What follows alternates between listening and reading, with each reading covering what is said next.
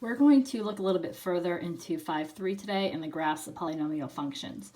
So you can tell a lot about a graph of polynomial function by looking at the leading coefficient and checking out what the degree is, even or odd. So even would be something like 6x to the second power or negative 2x to the sixth. And odd would be a leading coefficient such as negative 5 x to the third power, or put it up here, 7x to the ninth power. All right? So the degree is 9, the degree is 3, those are odd. The degree is 2, the degree is 6, these are even. So just by looking at even and odd, we first know, are the graphs starting and ending in the same direction, or are they starting and ending in different directions? So even graphs, I'm going to jump over here for a moment. They either start up, end up, or start down, end down. The difference is up versus down, just like when we did quadratics. If A was positive, it opens up. If A is negative, it opens down. So you can really connect back to that chapter. So here, 6x to the second, that's a positive exponent. So it's going to start up, end up. So as x approaches negative infinity, it's approaching positive infinity. As x is approaching positive infinity, y is also approaching positive infinity. If you have a negative leading coefficient, then as x approaches negative infinity, it's approaching negative. As x is going to positive infinity, it's going to positive. So simpler terms, starts up, ends up for even degree, positive exponent or positive coefficient. Starts down, ends down for a even degree, negative coefficient.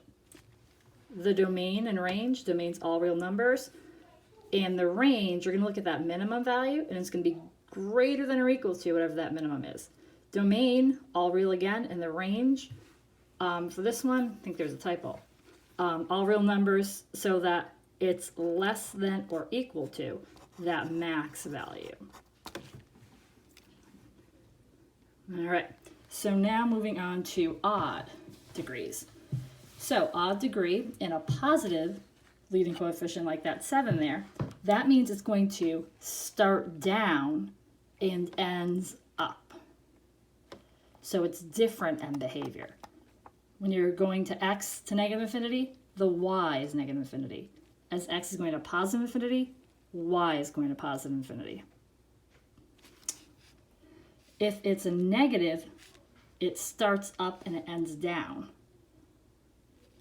So as x approaches negative infinity, it's positive. As it's going this way to the right, it's going to be smaller. So again, odd have different end behavior, and it starts down, goes up if it's a positive coefficient, starts up and heads down if it's a negative coefficient. The domain for a odd positive is all real numbers. In the range is, and I think that's where this comes into play, the range is all real numbers. And here, domain is all real and range is all real. Notice it's arrowheads both ways, so it's going to continue both directions. So just if I have even, it's going to either start up, end up, or start down, end down. This is if it's a positive, this is if it's a negative. If it's odd, it's going to be different. So it's going to start up, start down, end up, or it's going to start up and ding down. And this is if your leading coefficient is positive, that's if it's negative.